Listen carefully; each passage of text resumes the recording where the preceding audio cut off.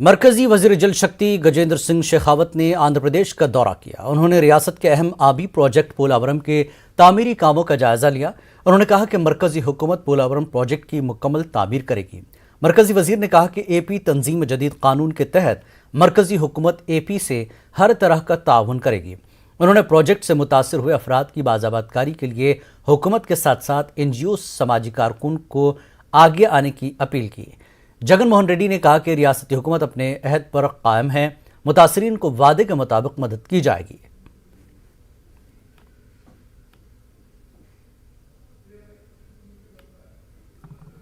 एक चीज का भरोसा मैं आपको दिलाता हूं, जो आंध्र प्रदेश के रीऑर्गेनाइजेशन के समय भारत सरकार का, मोदी जी का आंध्र प्रदेश से वादा है पोलावरम बनाने के लिए, एक एक ईंट लगाने का खर्चा उठा करके, एक एक पत्थर लगाने का खर्चा उठा करके पूरा पोलावरम प्रोजेक्ट बने, इसको हम इंश्योर करेंगे। ये मोदी जी की तरफ से आप सब लोगों को संदेश है। पोलावरम प्रोजेक्ट को पूरा करने के लिए जो भी कुछ सहायता की जरूरत है, उसमें आंध्र प्रदेश की सरकार का पूरा सहयोग करने का भरोसा भारत सरकार की तरफ से, मोदी जी की सरकार से, मोदी जी की तरफ से मैं आप सबको देना चाहता हूँ। एक्टिविटीज से जुड़े हुए लोगों को, ऐसे सारे प्रोजेक्ट अफेक्टेड फैमिलीज हैं, उनको यहाँ रीएस्टेब्लिश करने के लिए बहुत पेशेंस के साथ में नर्चर करने की जरूरत है, ताकि इनकी रूट्स एक बार वापस यहाँ ठीक से एस्टेब्लिश हो जाएं। और उसके लिए जो है गवर्नमेंट को और साथ में जो लोग यहाँ इसके साथ में जुड़े हुए हैं, जो NGOs या सोशल सेक्टर के लोग काम करने वाले हैं, उनको बहुत गंभीरता के साथ में काम करना चाहिए। ये प्रोजेक्ट పూర్తయితేనే ఆంధ్ర రాష్ట్రానికి ఇది ఒక జీవనాడి. కేవలం 1,50,000 రూపాయకి, కేవలం 1,25,000, 1,50,000 రూపాయకి మాత్రమే భూములు ఇచ్చిన చాలామంది రైతులు కూడా అప్పట్లో ఉన్నారు.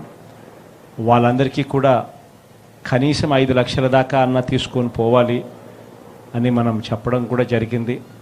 సో 5 లక్షల్లో 1,50,000 అప్పట్లో వచ్చి ఉంటే మరో 3.5 లక్ష వాళ్ళకు కూడా ఇవ్వవలసిన ఆవశ్యకత ఉంది అన్న సంగతి ఆ రోజు నేను మాట చెప్పినాను. అది కూడా నాకు గుర్తుంది అని చెప్పి కూడా ఈ సందర్భంగా ఖచ్చితంగా తెలియజేస్తా ఉన్నాను. అందరికీ చేస్తానని కూడా చెప్తా ఉన్నాను. मरकजी वज़ीर जल शक्ति के दौरे आंध्र प्रदेश के मौके पर मुख्तलिफ तंजीमों के नुमाइंदों ने एहतजाज किया। एहतजाजियों ने मरकजी हुकूमत से एपी को खुसूसी रियासत का दर्जा देने की मांग की। उन्होंने मरकजी हुकूमत से अपने वादे से वफा करने की अपील की।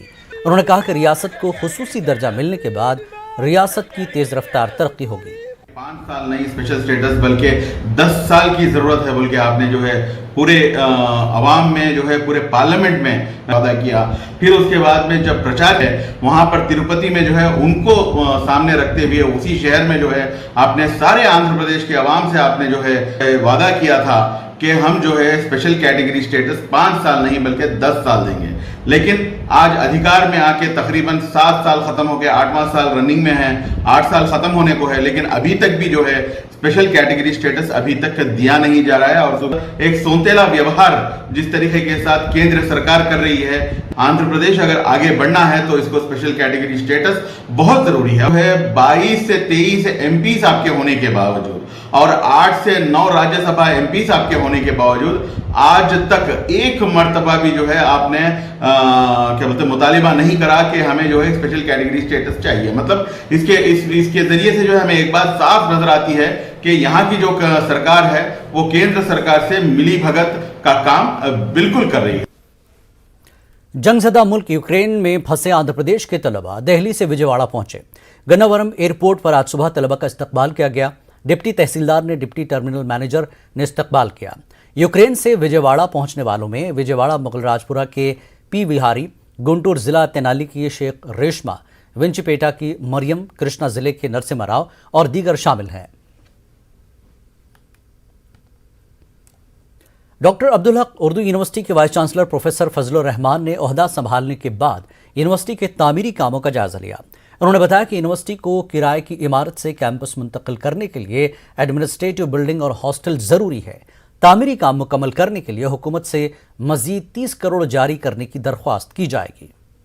हुकूमत डॉक्टर अब्दुल हक उर्दू यूनिवर्सिटी के लिए 144 एकर्स की लैंड पोरोकल के करीब में दी थी और आज उसका जायज़ा लिया हमने।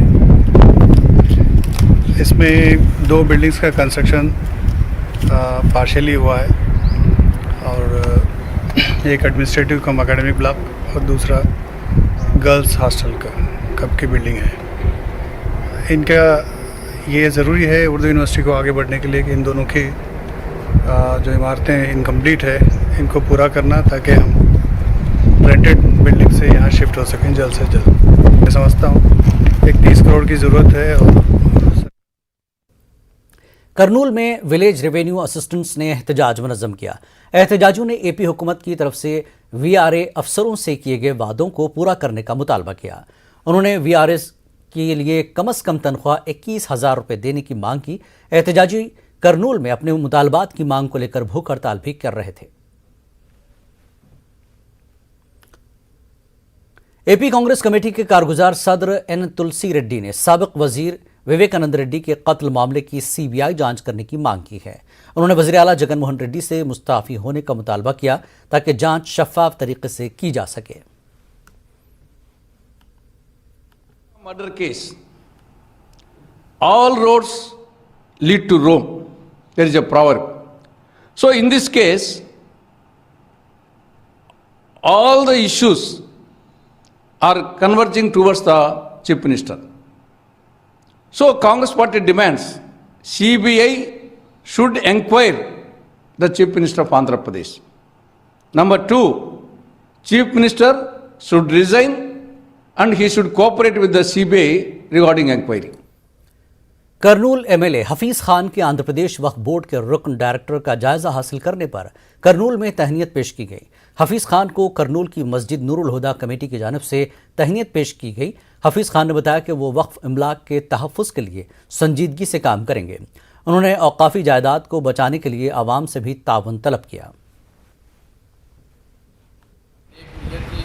और जो जज्बा है वो सब हमारे साथ रहेगा तो इंशाल्लाह आने वाले दिनों में कौम मिलत कैसे जो काम करना है वो ज़रूर और अच्छी तरीके से करने लग जाएंगे। अभी आप मेरे से जितना भी हो सकता मैं करूँगा, मगर मैं आपको सबसे भी अदबन गुजारिश करता हूँ कि वक्फ की जायदादों को बचाने में आप सबकी जो है मदद होना, और जो लोग गलतियाँ करे हैं जो अपने नफ्स के लिए करे हैं वो आज भी चल रहा है, उन सारे मिलकर हम लोग जब काम करेंगे तो इंशाल्लाह जब भी हम लोग सक्सेस हो सकते हैं इंशाल्लाह। आंध्र प्रदेश के जिला विजयनगरम के बीसी रेजिडेंशियल बॉयज हॉस्टल में बीती रात सांप काटने से एक तालिब इल्म की मौत हो गई। दीगर 2 की हालत नाजुक बताई जा रही है। बताया जा रहा है कि 8वीं जमात के तलबा फर्श पर सो रहे थे। सांप ने रंजीत, वंशी, नवीन को डस लिया।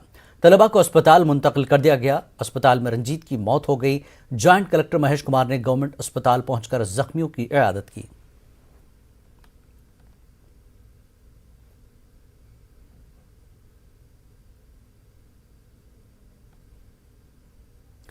आंध्र प्रदेश के साबिक वज़ीर आला और तेलुगु देशम पार्टी के कौमी सदर एन चंद्रबाबू नायडू पर एक शख्स ने अपनी ज़मीन कब्जा करने का इल्ज़ाम लगाया। श्रीनिवास राव ने दावा किया कि उनकी 8 सेंट अराजी पर चंद्रबाबू नायडू ने कब्जा किया है। एहतजाज से इलाके में कुछ देर के लिए कशीदगी देखी गई। श्रीनिवास की हिमायत जनसेना पार्टी के लीडर ने भी की। श्रीनिवास ने इल्ज़ाम लगाया कि गुज़श्ता 7 सालों से कब्जा किए हुए हैं। इनकी नुमाइंदगी के बावजूद उन्हें इंसाफ नहीं मिला। उन्होंने इस मामले पर कानूनी लड़ाई करने का ऐलान किया। చంద్రబాబు గారికి లోకేష్ గారికి ఎన్నోసార్లు మేము వినతి పత్రాలు ఇచ్చాము, చెప్పుకున్నాము, మీడియా ద్వారా కూడా చెప్పుకున్నాము. మీడియాలో వచ్చినా కానీ అసలు ఎటువంటి రెస్పాన్స్ లేదు. మరి అసలు ఏ ఉద్దేశంతో చేస్తున్నారో మాకు అర్థం కావట్లేదు. మా స్థలం మాకు అప్పు చెప్పండి, మేము ఫెన్సింగ్ వేసేసుకొని అమ్ముకుంటాము ఎవరికన్నా బయట వాళ్ళకి. అది చేయట్లేదు. 9 అడుగుల దారిని 50-60 అడుగులు రోడ్డు చేసేసి వాళ్ళు వాడేసుకుంటున్నారు 7 సంవత్సరాల నుంచి. ఇంకెన్ని సంవత్సరాలు వాడు राज्यसभा के रुकन टीजी वेंकटेश ने स्पोर्ट्स अथॉरिटी ऑफ एपी के आउटडोर स्टेडियम में रियासत के 41वें बैन अजला तीरंदाजी मुकाबले का आगाज़ किया। उन्होंने कहा कि तीरंदाजी एकेडमी के क़याम किया जाएगा। इस मौके पर मुल्क प्रोड्यूसर्स एसोसिएशन के सदर SV Jagan Mohan Reddy, district archery association के सदर और दीगर मौजूद थे। उन्होंने कहा कि अगर छोटी उम्र से ही खेलकूद में हिस्सा लेने से ज़िंदगी में नज़्म व ज़ब्त पैदा होगा।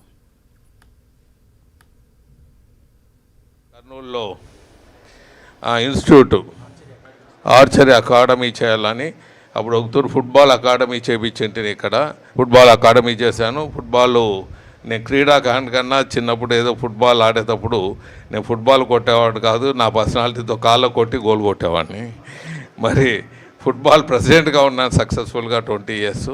ఇప్పుడు బ్యాడ్మింటన్ అసోసియేషన్ ప్రెసిడెంట్గా గత 15 సంవత్సరాలుగా స్టేట్ ప్రెసిడెంట్గా ఉన్నాను. అప్పుడు స్టేట్ ఫుట్బాల్ అసోసియేషన్ ప్రెసిడెంట్ ఉంటే.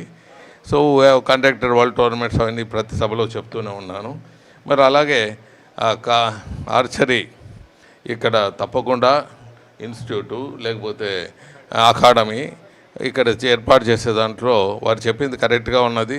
ట్రైబల్ ప్రాంతం ఇది, మరి ఉత్తీర్ణులైన వాళ్ళకు భవిష్యత్తు బాగుంటుంది కాబట్టి ఇక్కడ ట్రైన్ చేస్తే బాగుంటుంది. బ్యాడ్మింటనో లేకపోతే ఆర్చరో అట్లా ముందుకు పోయేదానికి అవకాశాలు ఉంటాయి.